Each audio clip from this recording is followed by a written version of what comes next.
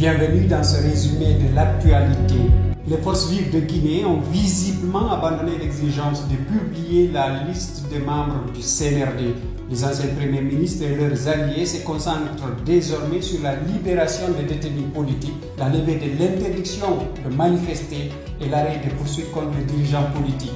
L'identification des membres du CNRD reste toutefois importante pour la gouvernance car la jeune s'est engagée à ne pas se présenter aux élections à la fin de la période de transition. Alors que les professionnels du droit avaient pourtant relevé une violation de la procédure, le Premier ministre guinéen, Bernard Goumou, a déclaré que les droits des leaders du Front National pour la défense de la Constitution ont été respectés lors de leur libération. Le chef du gouvernement a précisé qu'il n'a été interdit à Fouriké Mengue, Ibrahim Diallo et Biloba qu'ont le droit d'appeler à des manifestations pouvant engendrer des violences. La police guinéenne a démenti la mort de 7 personnes lors de dernières manifestations à Conakry. Selon son porte-parole, Moïse Kaba, les chiffres donnés par les forces vives ne relèvent que de l'imaginaire et ne visent qu'à jeter le discrédit sur les forces de l'ordre. Les acteurs politiques, quant à eux, ont appelé à la poursuite des manifestations à travers le pays les 17, 18, 24 et 25 mai prochains. Par ailleurs, en Afrique, au Sénégal, de milliers de manifestants ont défilé à Dakar pour protester contre une possible candidature du président Macky Sall en 2024.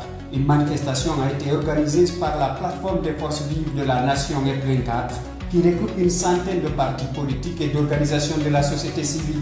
Les manifestants réclament un processus électoral ouvert à tous les candidats, sauf à Macky Sall.